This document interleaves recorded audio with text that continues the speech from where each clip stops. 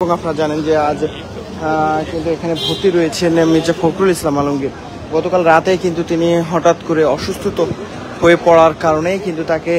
রাতে আসলে মধ্যরাতে তাকে এই গুলশান ইউনাইটেড হাসপাতালে ভর্তি করা হয় এবং তাকে দেখতে আজ সকালে কিন্তু কিছুক্ষণ আগেই কিন্তু এসে পৌঁছেছেন বাংলাদেশ জামাত ইসলামীর নায়েবে আমির ডাক্তার সৈয়দ আবদুল্লাহ মোহাম্মদ তায়েব এবং তার নেতৃত্বে জামাতের বেশ কয়েকজন সদস্য এখানে এসেছেন এবং এসে তারা কিন্তু এখন আসলে মির্জা ফখরুল ইসলাম আলমগীরকে দেখতে কিন্তু ভিতরে প্রবেশ করেছেন। এবং আমরা আপনাদেরকে যদি একটু জানিয়ে রাখি যে বেশ গত এক সপ্তাহ ধরেই কিন্তু আসলে হাসপাতালে চিকিৎসাধীন দেশের বাহিরে কিন্তু চিকিৎসাধীন ছিলেন মির্জা ফখরুল ইসলাম আলমগীর এবং ঠিক মঙ্গলবার কিন্তু তিনি দেশে ফিরে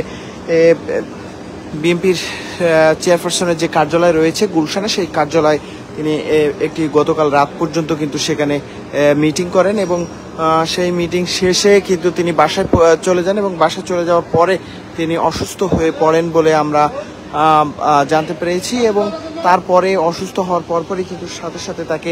ইউনাইটেড হাসপাতালে নিয়ে আসা হয় এবং সেখানে চিকিৎসাধীন রয়েছেন এখনও তিনি। এবং হাসপাতাল পক্ষ থেকে বা ডক্টর পক্ষ থেকে কিন্তু তাকে জানানো হয়েছে যে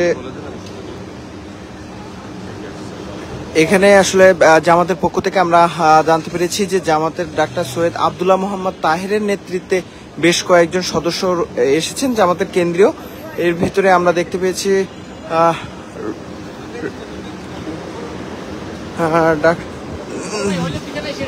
ডাক্তার সৈয়দ আবদুল্লাহ মোহাম্মদ তাহের কিন্তু আবারও আসলে হাসপাতাল থেকে বের হচ্ছেন, হয়তোবা দেখা শেষ, এখন হয়তোবা মিডিয়ার সামনে কথা বলবেন তারা। এখন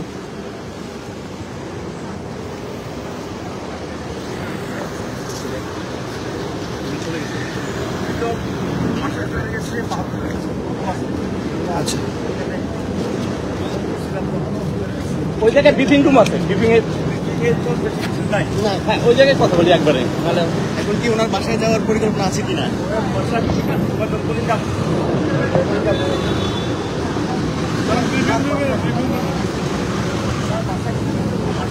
হ্যাঁ বাসায় এই সঠিক কথা উঠেছিল তো বাসায়। আবার যদি বলতেন যে বাসায় যাওয়ার পরিকল্পনা আছে কিনা?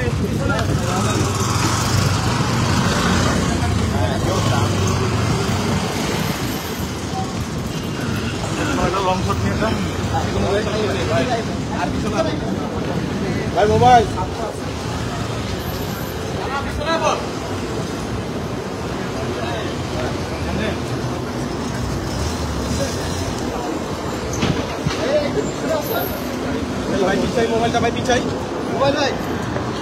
প্রিয় দর্শক, আপনাদেরকে একটু জানিয়ে রাখি যে মির্জা ফখরুল ইসলাম আলমগীর